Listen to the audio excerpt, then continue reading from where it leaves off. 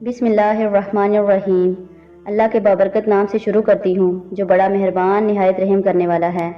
السلام علیکم ناظرین، آج کی اس ویڈیو میں ہم بیان کریں گے اللہ تبارک و تعالیٰ نے سانپ اور مور کو جنت سے کیوں نکالا۔ ان دونوں نے ایسا کون سا گناہ کیا تھا کہ اللہ نے ان کو جنت سے نکال دیا اور ان کو بدصورت بنا کر زمین پر نازل کر دیا، اور چھپکلی نے ایسا کیا کیا تھا کہ حضور پاک صلی اللہ علیہ وآلہ وسلم نے اس کو مارنے کا حکم فرمایا۔ محترم ناظرین، سانپ اور مور جنت سے آئے ہوئے جانور ہیں۔ جنت میں گھومنے پھرنے اور کھانے پینے کو بہت کچھ تھا، لیکن جنت میں اکیلے اور تنہا ہونے کی وجہ سے حضرت آدم علیہ السلام اداس رہتے تھے، تو اللہ تبارک و تعالیٰ نے حضرت آدم علیہ السلام کی پسلی سے بی بی حوا کو پیدا کیا۔ یوں حضرت آدم علیہ السلام بی بی حوا کا ساتھ پا کر بہت خوش ہوئے اور وہ دونوں جنت میں خوشی سے رہنے لگے۔ اللہ تعالیٰ نے ان سے ارشاد فرمایا، تم دونوں جنت میں جہاں چاہو گھومو پھرو، کھاؤ پیو، لیکن خبردار اس درخت کے قریب مت جانا اور نہ ہی اس کا پھل کھانا۔ اگر تم نے ایسا کیا تو تم ظالموں میں سے ہو جاؤ گے۔ سانپ اور مور بھی اس وقت جنت میں رہتے تھے اور وہ دونوں جنت سے باہر بھی آیا جایا کرتے تھے۔ اس وقت سانپ کے پیر بھی تھے اور سانپ کے منہ سے عنبر کی بہت اچھی خوشبو آیا کرتی تھی، اور مور آج اتنا خوبصورت دکھائی دیتا ہے، اس سے کہیں زیادہ خوبصورت ہوا کرتا تھا جب جنت میں رہتا تھا۔ تب مور کے پاؤں بھی بہت خوبصورت ہوا کرتے تھے۔ ایک دن دونوں جنت سے باہر آئے تو ان کی ملاقات شیطان سے ہوئی۔ شیطان نے ان دونوں سے کہا، مجھے بھی اپنے ساتھ جنت میں لے چلو۔ ان دونوں نے جواب میں کہا، ہمیں اللہ پاک کا خوف ہے اور اس بات کا ڈر ہے تمہیں اپنے ساتھ جنت میں لے جاتے ہوئے کوئی دیکھ نہ لے، اس لیے ہم تمہیں اپنے ساتھ جنت میں نہیں لے کر جا سکتے۔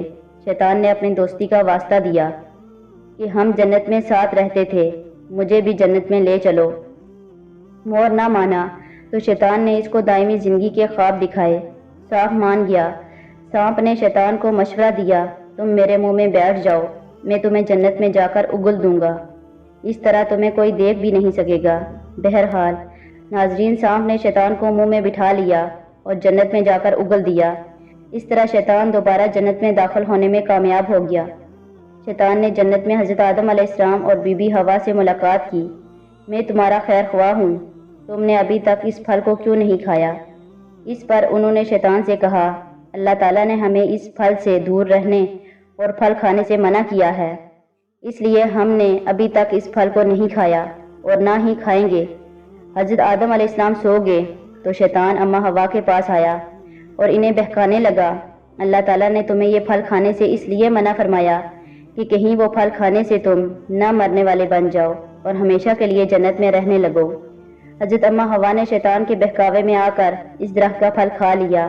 جب حضرت آدم علیہ السلام سو کر اٹھے تو اماں حوا نے ان کو بھی پھل کھانے پر مجبور کیا اور وہ پھل حضرت آدم علیہ السلام کو بھی کھلا دیا۔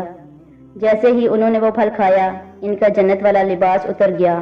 اللہ تبارک و تعالیٰ نے ان دونوں سے کہا، میں نے تمہیں اس درخت کے پاس جانے اور اس کا پھل کھانے سے منع کیا تھا، اور تم دونوں نے اس درخت کا پھل کھا کر میری بات نہ مان کر اپنی جان پر ظلم کیا ہے۔ تبھی حضرت آدم علیہ السلام اور بی بی حوا کو اپنی لغزش کا احساس ہوا اور انہوں نے اللہ تعالیٰ سے معافی مانگی۔ اللہ تعالیٰ نے ان کو معاف کر دیا اور جنت سے نکال کر زمین پر نازل فرما دیا اور فرمایا، زمین پر ایک خاص وقت تک تمہارا ٹھکانہ ہے، تم زمین پر ہی رہو گے۔ اللہ تعالیٰ نے شیطان کو جنت میں لانے پر مور کی خوبصورتی چھینی، اور جس سانپ نے شیطان کی مدد کا مشورہ دیا تھا، اس کے منہ سے عنبر کی خوشبو چھین کر سانپ کے منہ میں زہر بھر دیا۔ سانپ کی ٹانگیں چھین کر اور مور کی ٹانگیں بدصورت کر کے ان دونوں کو جنت جیسی خوبصورت جگہ سے نکال دیا۔ محترم ناظرین، چھپکلی ایک رینگنے والا جاندار ہے جو ہمارے گھروں میں عموماً پایا جاتا ہے۔ چھپکلی سانپ کی طرح زہریلی نہیں ہوتی، لیکن ان میں کچھ اقسام ایسی زہریلی ہوتی ہیں، اگر وہ کسی انسان کو اپنی زبان لگا دے تو انسان مر سکتا ہے۔ چھپکلی ایک ایسا جاندار ہے جس کو دیکھ کر ہر انسان کراہت محسوس کرتا ہے۔ تذکرہ اولیاء میں ہے، ایک شخص حضرت مولا علی رضی اللہ کے پاس آیا اور عرض کیا، کیا چھپکلی کو مارنا جائز ہے یا نہیں؟ حضرت علی رضی اللہ نے ارشاد فرمایا، حضرت محمد مصطفیٰ صلی اللہ علیہ وآلہ وسلم نے ارشاد فرمایا، چھپکلیوں کو مارا کرو۔ چھپکلیوں کو مارنے کا حکم دیا کیونکہ یہ حضرت ابراہیم علیہ السلام کی آگ بھڑکانے کے لیے پھونکے مارتی تھی۔ حوالہ بخاری شریف۔ ناظرین محترم، چھپکلی واحد ہلاکت ہے جب نمرود نے حضرت ابراہیم علیہ السلام کو آگ میں ڈالنے کا فیصلہ کر لیا تو ہر جانور اس آگ کو بجھانے کی کوشش کر رہا تھا اور یہ چھپکلی خوش ہو کر آگ بھڑکا رہی تھی۔ تب اللہ پاک نے اس پر لعنت بھیجی تھی، اس لیے اسے مارنا یا گھر سے بھگانا گناہ نہیں ہے۔ حضرت علی رضی اللہ نے ارشاد فرمایا، اس زمین پر کچھ مخلوقات ایسی ہیں جو انسان سے ناخوش ہیں، جنہوں نے شیطان سے وعدہ کیا ہوا ہے وہ انسان کو ہر طرح سے نقصان دیں گی۔ ان میں سے ایک چھپکلی اور اس کے خاندان سے جڑی مخلوقات ہیں۔ حضرت آدم علیہ السلام کی خلقت سے لاکھوں سال پہلے اس زمین پر چھپکلی کا خاندان کثیر تعداد میں بستا تھا اور وہ دن بہ دن بہت زیادہ بڑا ہونے لگا، یہاں تک کہ زمین کی دوزخ کی مثل بنا دیا۔ انہوں نے زمین پر اتنا ظلم کیا کہ اللہ پاک نے زمین پر عذاب نازل کر دیا اور اس نسل کو ختم کر دیا، سوائے کچھ کے جو بچے بہت چھوٹے تھے، زمینوں، غاروں اور پانی میں چھپ گئے۔ جیسے جیسے وقت گزرتا رہا وہ بغض اور حسد اپنے دل میں رکھتے رہے، یہاں تک کہ حضرت آدم علیہ السلام کا زمانہ آ پہنچا۔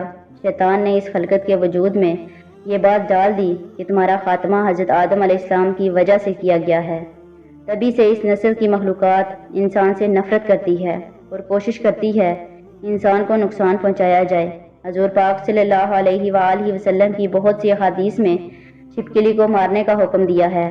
ایک موقع پر حضور پاک صلی اللہ علیہ وآلہ وسلم نے فرمایا، جو شخص چھپکلی اور گرگٹ کو پہلی چوٹ پر مارے گا اس کے لیے بہت سی نیکیاں ہیں، جو دوسری چوٹ پر مارے گا اس سے کم، تیسری چوٹ پر مارنے سے اس سے کم۔ باحوالہ صحیح مسلم۔ اللہ تعالیٰ سے دعا ہے اللہ تعالیٰ ہم سب کو اپنے حفظ و امان میں رکھے، نیک اعمال کرنے اور گناہوں سے بچنے کی توفیق عطا فرمائے، اور اللہ پاک ہمیں اپنی اور اپنے محبوب محمد مصطفیٰ صلی اللہ علیہ وآلہ وسلم کی نافرمانی سے محفوظ رکھے۔ امید کرتی ہوں آپ کو ہماری آج کی ویڈیو بہت اچھی لگی ہوگی۔